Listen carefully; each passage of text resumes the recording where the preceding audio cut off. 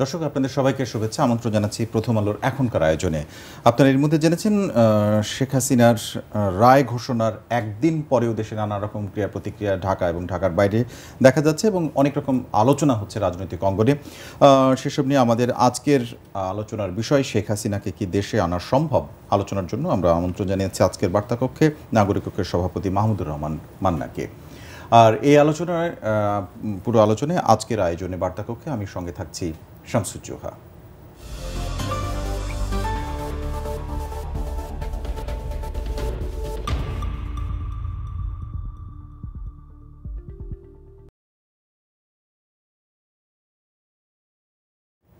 দর্শক যাচ্ছি আজকের বার্তাকক্ষের অতিথির কাছে সরাসরি। আমাদের সঙ্গে আছেন নাগরিক কক্ষের সভাপতি মাহমুদুর রহমান মান্না।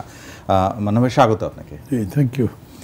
প্রথমে যেটি জানতে চাইব, পৃথিবীর বিভিন্ন দেশের গণমাধ্যমের সংবাদ এসছে, খুব স্বাভাবিকভাবে আমাদের দেশে তো আসবেই, সব বড় বড় গণমাধ্যমগুলো এসছে এবং এবারে যেহেতু সরাসরি সম্প্রচার করা হয়েছে রায় ঘোষণার প্রক্রিয়াটি, সেটিও রয়টার্স সহ অনেক জায়গায় গেছে।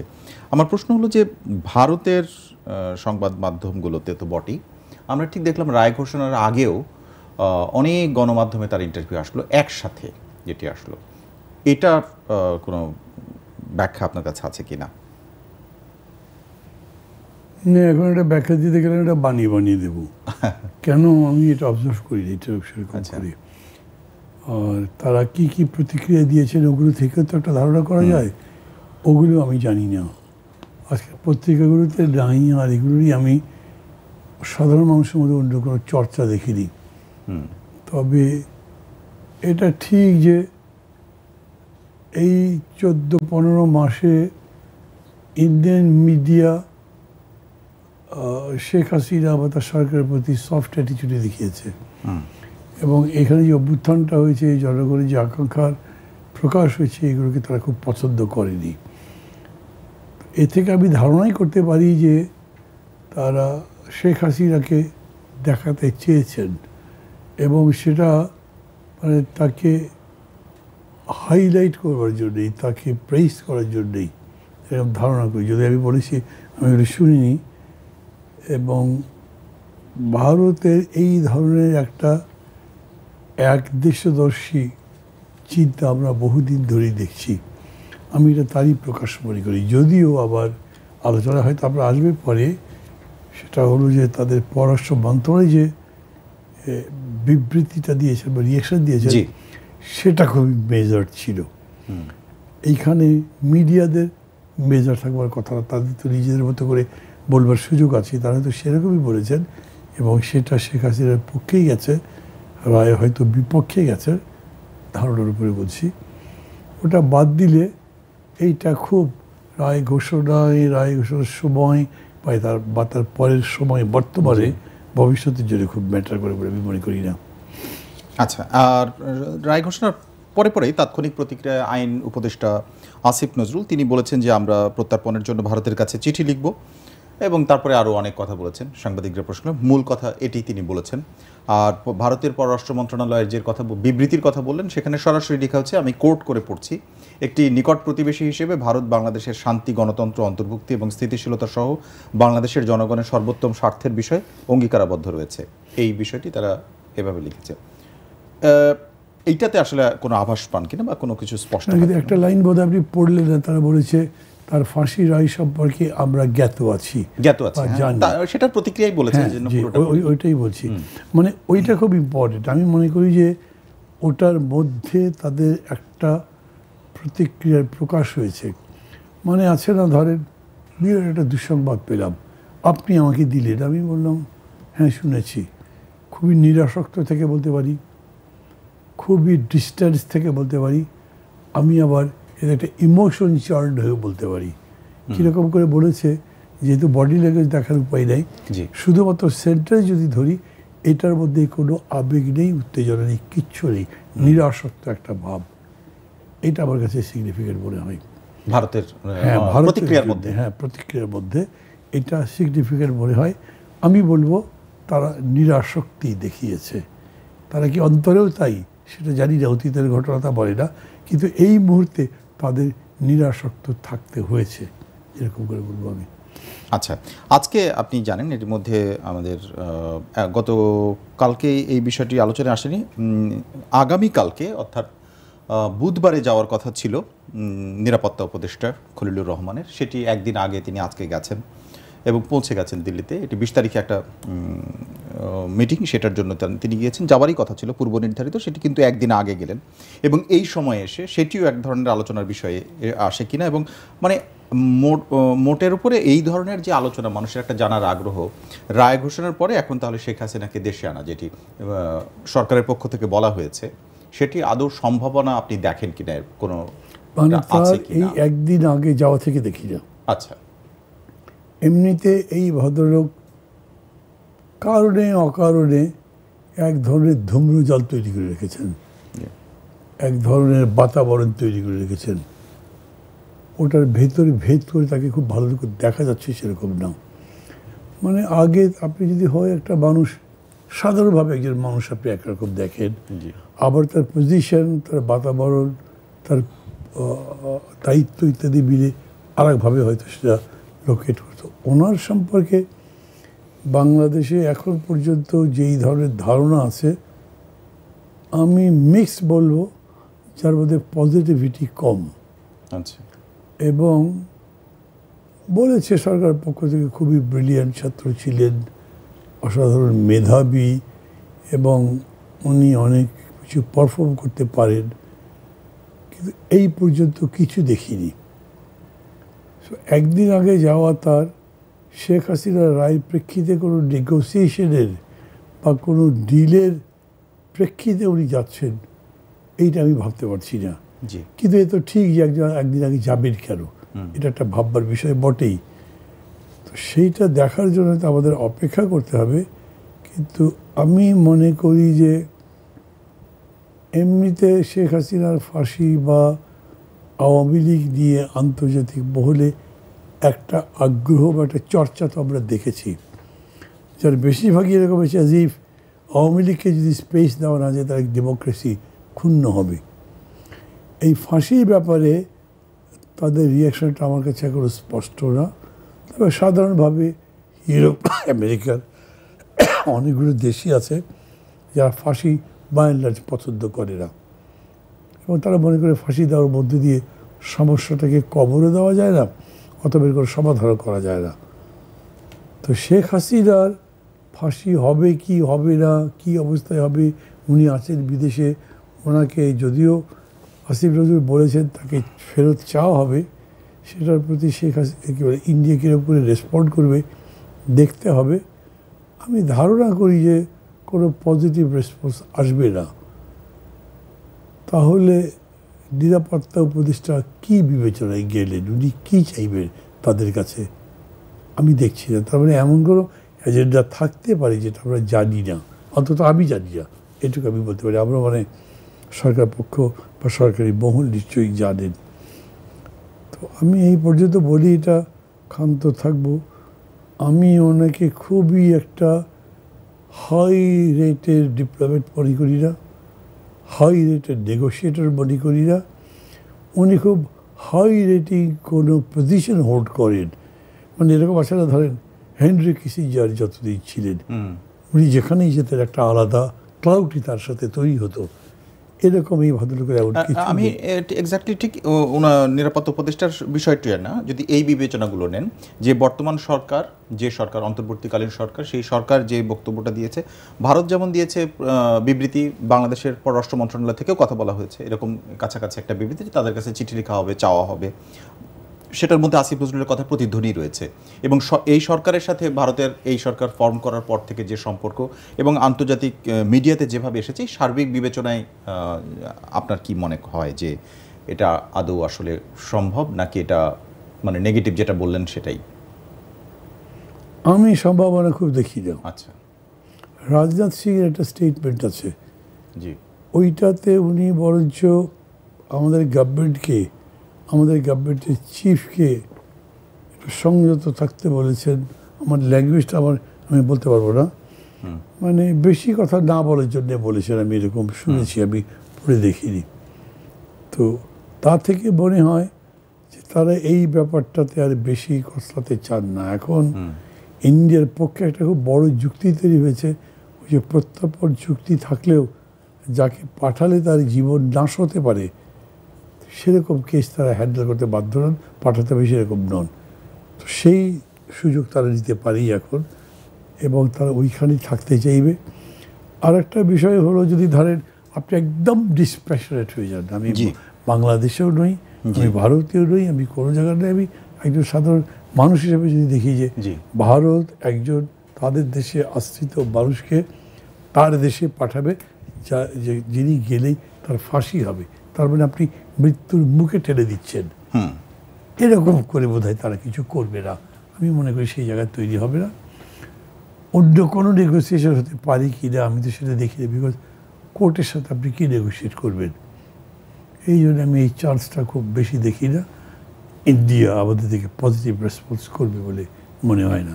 অনেকগুলো জিনিস প্রথম, যেমন বাংলাদেশের কোনো নারীর এখন পর্যন্ত ফাঁসির রায় কার্যকর বা এই ধরনের বিষয়ের সামনে আসেনি। বাংলাদেশের কোনো সরকার প্রধানের বিষয়ে এরকম বিষয় সামনে আসেন, অনেকগুলো বিষয়ই প্রথম।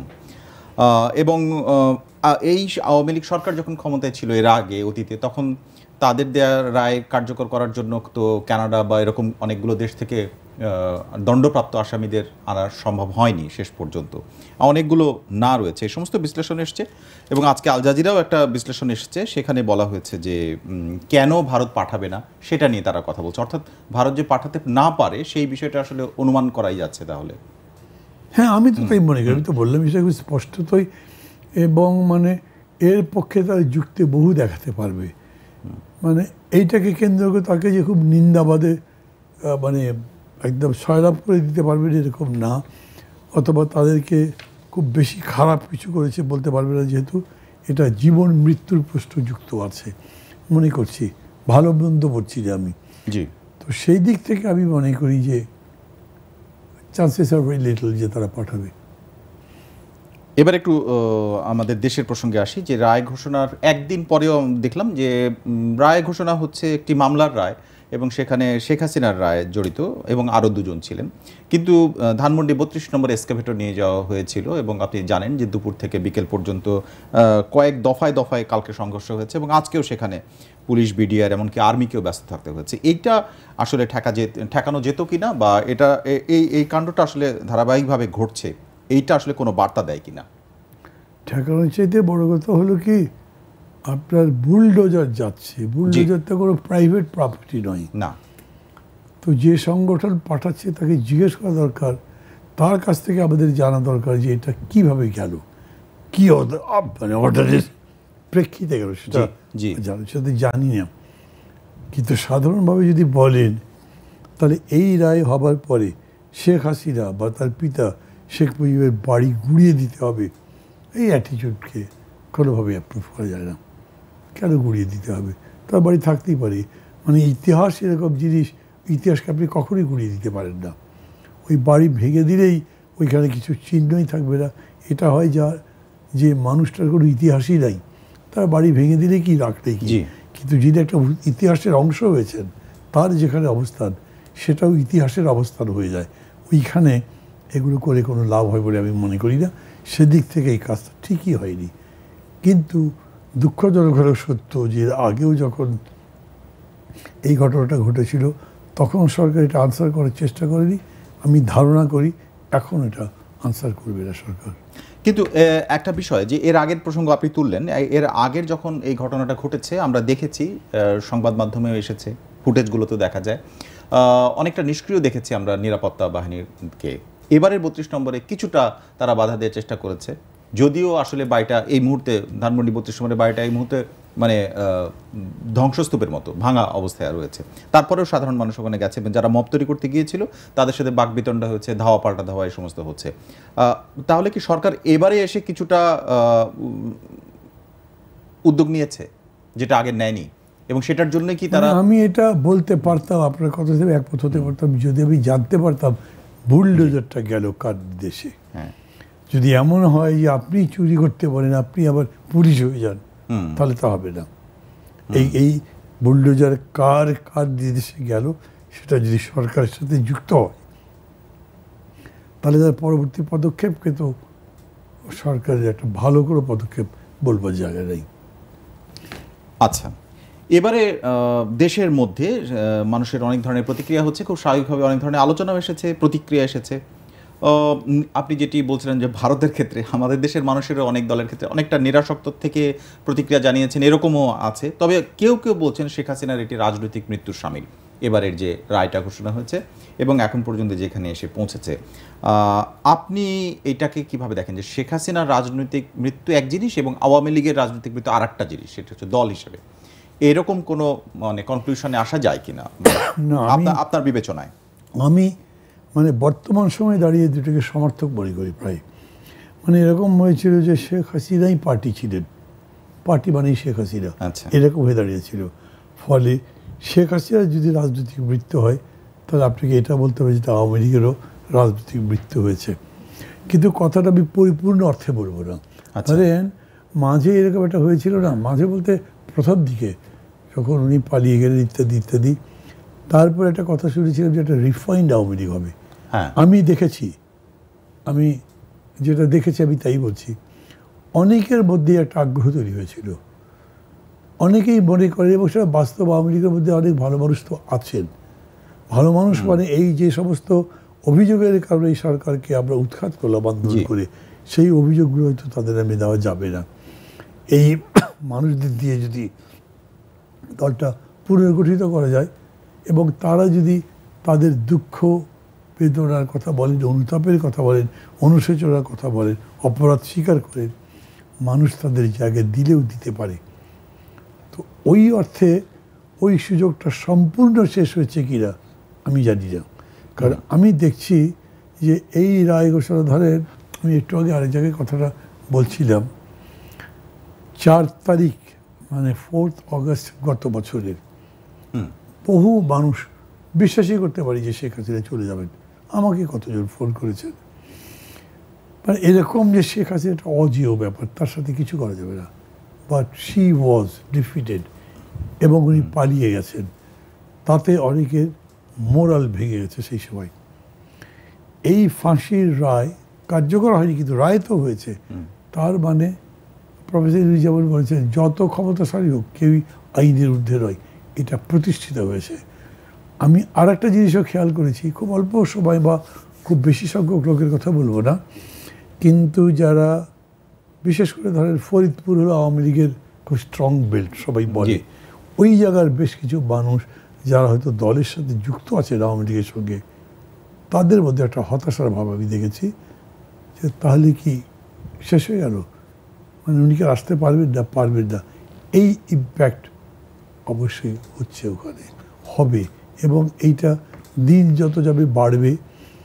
তারা যে ব্লকেট দিয়েছিল এটা কোনো কাজের কাজ হয়নি। কিন্তু আরেকটি উদাহরণ আমি আমাদের দেশে, যেমন গত এই 15-17 বছর 18 বছর ধরে এইরকম অভিজ্ঞতা তো বাংলাদেশের কখনো থাকেনি যে একটি পার্টির প্রধান, প্রায় তারেক রহমানের কথা বলছি, তিনি দেশের বাইরে ছিলেন কিন্তু অনলাইনে যুক্ত থেকেই পার্টিকে সংগঠিত করেছেন, খুবই কানেক্টেড ছিলেন। একটা সময় তার বক্তব্য প্রচারও কিন্তু এরকমই নিষেধাজ্ঞার মধ্যে ছিল। সেই বাস্তবতাও কিন্তু আমরা কখনো মানে আগে ভাবতে পারিনি হয়তো। না, কিন্তু প্রেক্ষিতটা দুই রকম না। একটা হচ্ছে উনি একটা পপুলার মুভমেন্টের সাথেই ছিলেন, উনি যেরকম করে দেশ থেকে বিতাড়িত হয়েছেন বা তাকে বাইরে পাঠিয়ে দেওয়া হয়েছে, সেটা তো মানুষ অ্যাপ্রুভ করেনি, কারণ সেটা ছিল একটা ইলিগাল গভর্নমেন্ট এবং তারপরে যথেষ্ট নির্যাতন করা হয়েছিল, মানুষের একটা সিম্প্যাথি ছিল। এবং ওখানে থেকে উনি যেটা করেছে সেটা দেশকে লুটপাট করে দেওয়া নয়, যা শেখ হাসিনা 15 বছরের শাসনে করেছেন, এর ফলে যেরকম করে জনগণের কাছে তিনি অপ্রিয় হয়েছেন, তারেক রহমান সেটা হননি। ফলে তার প্রতি সিম্প্যাথিটা ছিলই, সেই সিম্প্যাথি নিয়ে দলকে পুনর্গঠিত করবার কাজ যদি করতে পেরেছে। না, আমি জনগণ মানে পুরো দেশ পুনর্গঠন বা জনগণের সাথে সম্পৃক্ততার বা সব না, যদি পার্টির ভেতরে মানে এখনো যদি শেখ হাসিনার প্রতি যাদের এ দেশের ভেতরে যারা তার দলের রয়েছে তারা যদি, মানে আমি সে কথাই বলছি, ধরেন কোনো লিডার দলের নেতাও হতে পারবেন না যদি পাবলিক তাকে অপছন্দ করে। আচ্ছা, সেই ধরেন নেতা কর্মীরা মনে করে না এই নেতাকে তো মানুষও পছন্দ করে, ইনি একজন পপুলার, এটা লাগে, না হলে মানুষ অপছন্দ করে, দলের লোক পছন্দ করে, এরকম হয় না। যেটা শেখ হাসিনার বেলা এই কাজটা হবে না, উনি পারেননি। গত 15 মাসে ইনফ্যাক্ট উনি দলকে কিছুই করতে পারেন নাই, কোনো একটা জায়গায় বাঁধতে পারেন নাই। খুবই হয়তো আমার কাছে মাঝে মাঝে মনে হয় হয়তো এ ব্যাপার হতো এরকম একটা রিফাইন্ড লিডারশিপ, মানুষ মনে করতো না ভালো ভালো লোক এসছে, তারা সে প্রো পিপল অ্যাপ্রোচ করতেন, ভুল স্বীকার করতেন এবং আগামীতে একটা ভালো প্রোগ্রাম দিতেন, মানুষ হয়তো ভাবতে পারতো না আওয়ামী লীগ যাই করেছে করেছে, এইটা নিয়ে তো আমরা ভাবতে পারি, হয়তো বলছি আমি। কিন্তু সেই দিকে উনি যেতে দেননি, আমি শুনেছি এটা শেখ হাসিনাই যেতে দেননি, যেহেতু এতে তার পরিবার থেকে নেতৃত্ব বাইরে চলে যায়। সেই তিনি এখন বাইরে থেকে আরও সংগঠিত করে করতে পারবে, যে এইটা আমার চিন্তার মধ্যে আসে না। আচ্ছা, আরেকটি ইস্যু, গত প্রায় 24 ঘন্টার মধ্যে 1600-র বেশি মানুষকে ধরা হয়েছে যারা আওয়ামী লীগ বা তাদের দোসর এরকমভাবে উল্লেখ করা হয়েছে আইন শৃঙ্খলা বাহিনীর পক্ষ থেকে।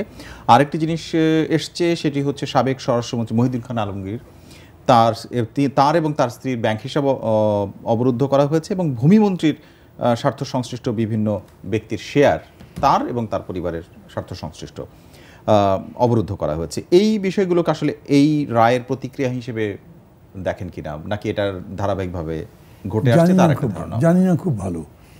কেন মহিউদ্দিন খান আলমগীর শেখ হাসিনার ফাঁসির প্রতিবাদে একটা প্রতিরোধ গড়ে তুলতে পারবেন, এই পলিটিক্স তৈরি কখনো করেননি। অর্গানাইজেশনাল, এজিটেশনাল এগুলো পলিটিক্স তৈরি করেননি, উনি অন্য জায়গায় ছিলেন, সবাই আমরা জানি। ফলে এই কারণেই করেছেন কিনা জানি না।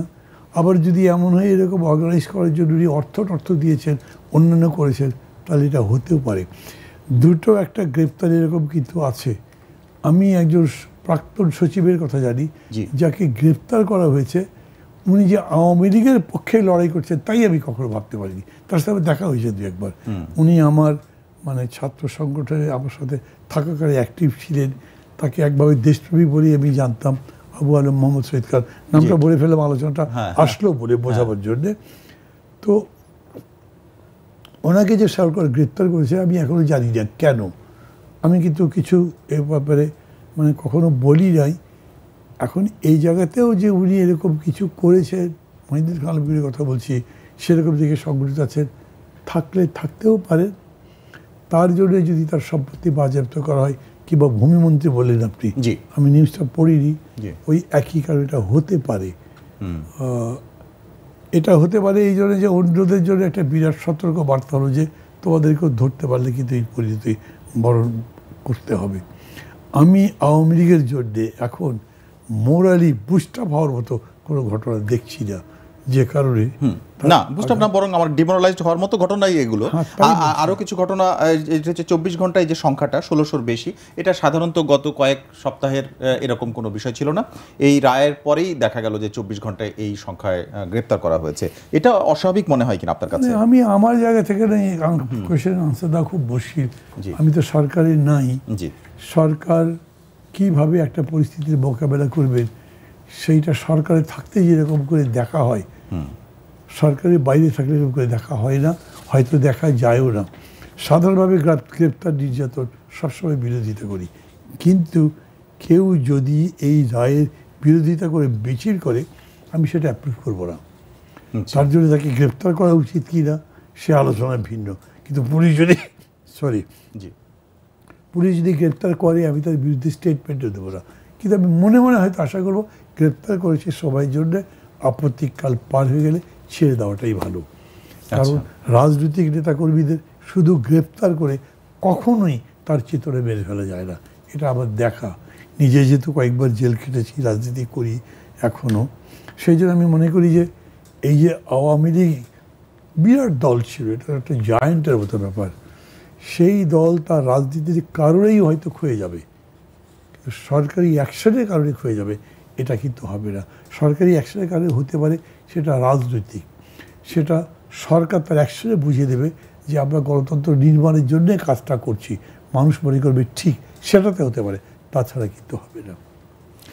আর একটি বিষয়, এই মামলার সকল রাজনৈতিক মামলা যখন হয় তখন আমরা দেখি একটি দলের পক্ষ থেকে যখন রাজনৈতিক মামলা একটি দিক পক্ষ থেকে করা হয়, অন্য পক্ষ থেকে যারা মামলার শিকার হন তারা তখন বলেন এটি রাজনৈতিক উদ্দেশ্য প্রণোদিতভাবে করা, এটি আসলে সত্য না মিথ্যা এরকম বলে। এটা মোটামুটি মুখস্থ এবং সবসময় বলা হয়। আওয়ামী লীগের পক্ষ থেকে তো এই মুহূর্তে বাংলাদেশে তারা প্রতিক্রিয়া জানাতে পারছে না, তাদের কার্যক্রম নিষিদ্ধ, কিন্তু অন্যান্য দেশে নানা মিডিয়া যেগুলো আসছে সেখানে সেই সুরটাই আছে এবং সেটাই স্বাভাবিকভাবে আছে। আপনার মনে হয় কিনা যে বাংলাদেশে যেই বিচার প্রক্রিয়াটা হলো এবং যেভাবে হলো, এখানে যারা আইনজীবী হিসেবে কাজ করেছেন, যারা বিচারক হিসেবে কাজ করেছেন এবং যে প্রক্রিয়ার মধ্যে হয়েছে, তাতে এটি ভবিষ্যতে এই রকম অভিযোগও ওঠার সুযোগ আছে কিনা?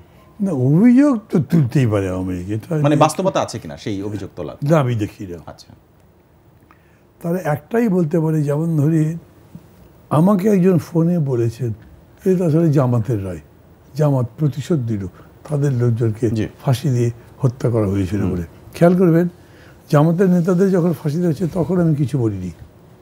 আমি এখনো মনে করছি যে ওটার সাথে এটা ইকুয়েট করবার কোনো জায়গা নেই। আমি বলেছি না, এটা না, বলছে না আদালত করা হচ্ছে বলছে সব জামাতের লোক দিয়ে। আমি বলছি এইটা আমি এরকম করে মনে করি না, কারণ এই বিচারটাকে যদ্দূর সম্ভব স্বচ্ছ মনে হয়েছে আমার। কারণ এরকম ওপেন ট্রায়ালে এসব ইস্যুতে হয়নি, আগে আরও কী কী হয়েছে আমরা তো দেখেছি। সেই হিসেবে আমি ওই কথা মানে ওই অভিযোগ ঢালাওভাবে আমি গ্রহণ করছি না। না, আমি একটি জায়গা যদি উল্লেখ করি, সেটি হচ্ছে গতকালকেই মানে রায়ের দিনে তো অনেক ধরনের প্রতিক্রিয়া এসছে, খুব স্বাভাবিক, কারণ এই আন্তর্জাতিক অপরাধ ট্রাইব্যুনালের প্রধান কুশলীর প্রতিক্রিয়াও জানতে চেয়েছে সংবাদ মাধ্যম। বিভিন্ন মাধ্যমে যখন একসাথে কথা হচ্ছে তখন তিনি বলেছেন যে অতীতের কোনো রায়ের, শেখ হাসিনার এই প্রাণদণ্ড দেওয়া রায়টি অতীতের কোনো প্রতিশোধ নয়, এই কথাটি বলেছেন আমার, এবং এটি হচ্ছে জাতির কাছে কোয়েস্ট ফর জাস্টিস, এটাও তিনি বলেছেন। এখন আমার প্রশ্ন হচ্ছে যে তিনি এই কথাটি কেন বললেন যে আওয়ামী লীগের আমলে যখন জামাত ইসলামের শীর্ষ 5 নেতা বিএনপির একজনের মৃত্যুদণ্ডের রায় হয়েছিল তখনও তিনি এখানে আইনজীবী হিসেবে কাজ করেছিলেন এই কোর্টেই, এবং তখনকার বিষয়টাই কি তিনি ইঙ্গিত করলেন, তাকে কিন্তু এটা নিয়ে জিজ্ঞেস করা হয়নি, বা ভবিষ্যতে এই ব্যাপারগুলো আবার আলোচনায় আসা বা এটা সমালোচনার কারণ হয়ে দাঁড়াবে কিনা? না, ওটা হতেই পারে, এটা মানে বলা মুশকিল, এটা খুবই বেশি হাইপোথেটিক্যাল হয়। কিন্তু উনি যেটা বলেছেন যে এটা ঠিক প্রতিশোধমূলক নয়, তারা যেটা করেছেন ধরেন প্রসিকিউশন যেরকম করে বলেছে এগুলোর জন্য তো আমাদের প্রমাণের অপেক্ষা করবার দরকার লাগে না, বিকজ কনফেশনাল টাইপের স্টেটমেন্টই আছে। শেখ হাসিনা যে গুলির নির্দেশ দিয়েছেন, শেখ হাসিনা যে বলেছেন ক্ষমতা রাখবার জন্য করতে হবে, সেটা কী কী হয়েছে এগুলো তো ভিডিও টিডিও বা এই ভয়েস অডিও এগুলো তো বাজিয়ে শুনেছে। ফলে ওইখান থেকে এইটা ভাববার কোনো কারণ নেই যে বানিয়ে বানিয়ে এরকম একটা রায় দিয়েছে শুধু প্রতিশোধ দেওয়ার জন্য, আমি এটা মনে করছি না। নিশ্চিতভাবে যেমন ধরেন কেউ যদি আমাকে ব্যক্তিগতভাবে জিজ্ঞেস করতো আপনি ফাঁসিকে কেমন মনে করেন রায় হিসেবে, আমি হয়তো সাপোর্ট করবো না। ফাঁসি মানে একটা কাহিনী শেষ করে দিলাম মনে করছি, এরকম হয় না সাধারণত। কিন্তু এইখানে আমি যেটা দেখছি, আমি এরকম রিয়াকশান পাবলিকের মধ্যে পাইনি, কোনো দুঃখবোধ দেখি নাই, কিছু দেখি নাই। আওয়ামী লীগের যে বন্ধুরা আছেন তারা হয়তো আমাকে রাগ করতে পারে, কিন্তু এই রাগ করে রাজনীতি তারা করতে পারবে না, আর তারা রাগ করলে আমার কোনো ক্ষতি হবে না। কিন্তু এইটা ঠিক যে তারা এই বিষয়টা স্বীকার করে নেওয়া ভালো যে তারা যে অন্যায় করেছেন সে অন্যায়ের সাজা বা বিচার তো হতেই হবে। বাস্তব তরে যে গুলি করার নির্দেশ দিয়েছেন এবং এই লুটপাট সহ যা আছে এগুলো কোনোটাই গোপন বিষয় তো না। আমরা আলোচনার শেষ প্রান্তে আমার আরেকটি প্রশ্ন রয়েছে, সেটি হচ্ছে যে এই এত কিছুর পরেও এই বিষয়গুলো তো আন্তর্জাতিক অনেক গণমাধ্যমে প্রকাশও করা হয়েছিল, এই রিপোর্টের অংশের মধ্যে সেই ল্যাথাল উইপেন ব্যবহারের কথা এই সমস্ত বলা হয়েছিল, সেইটা আদালত সেই বিষয়গুলোও বলেছে। প্রশ্ন হচ্ছে কিছু কিছু মন্তব্য এসেছে এবং এখানে কালকে বিভিন্ন রাজনৈতিক দলের নেতারা এসেছিলেন, তারা আপনার মতোই তারাও মতামত দিয়েছেন। তাদের মধ্যে একটা বিষয় এই অন্তর্বর্তীকালীন সরকারের মধ্যেই আসলে এই বিচারটা হয়ে যাওয়া উচিত ছিল, হয়ে খুব ভালো হচ্ছে, এক ধরনের স্বস্তি, এটাই বলেছেন। তো এরকম মন্তব্যের মধ্যে যারা সাধারণ দর্শক তারাও লিখছেন যে এই সরকারের মধ্যে তড়িঘড়ি করে করার একটা ব্যাপার, এই ধরনের কিছু কিছু মন্তব্য আসছে। আপনার মনে হয় কি না যে এই সরকারের আমলে না করলে অন্য সময় হবে না বিচার, এরকম কোনো ধারণা আপনার মধ্যে কাজ করে? এটা তো অনেকগুলো দল এরকম করে বলেছেই তো, জি বিচার দৃশ্যমান হতে হবে, দৃশ্যমান, জি এটা তো দাবি ছিল, বিচার হবে তারপরে ভোট হবে, এগুলো বলেছে তো। সো ওইভাবে গভর্নমেন্টের উপর একটা চাপ তো নিশ্চয়ই ছিল। তবে যেটা আপনি বললেন এই আশঙ্কাও ছিল এরপরে যে নির্বাচিত সরকার আসবে তারা কম্প্রোমাইজও করতে পারে, এবং সেই কম্প্রোমাইজ মানে স্বাধীনতার পর তো হয়েছে, টাকার বিনিময়ে রাজাকার আলবদদের ছেড়ে দেওয়া হচ্ছে, এখানে এরকম হতে পারে এই সংখ্যাটাও ছিল। That is reality. অনেক ধন্যবাদ মাহমুদুর রহমান মান্না আজকে আমাদেরকে সময় দেওয়ার জন্য। থ্যাংক ইউ, আপনাকেও। দর্শক, আমাদের সঙ্গে ছিলেন নাগরিক ঐক্যের সভাপতি মাহমুদুর রহমান মান্না। তার সঙ্গে আমরা রাজনৈতিক এই সময়ে শেখ হাসিনার রায় ঘোষণার পরের দিনের বাংলাদেশের চিত্র এবং এই বিষয়ে তার প্রতিক্রিয়া এবং বিশ্লেষণ জানলাম। এরকম রাজনৈতিক নানা বিষয়ের বিশ্লেষণ এবং আপডেট জানতে আমাদের সঙ্গে থাকুন। প্রথম আলোর এই আয়োজন বার্তাকক্ষ দেখুন প্রথমআলো.com, প্রথম আলোর ইউটিউব, ফেসবুক সহ সোশ্যাল মিডিয়ার সবগুলো প্ল্যাটফর্মে। আজ যারা সঙ্গে ছিলেন আপনাদের সবাইকে ধন্যবাদ।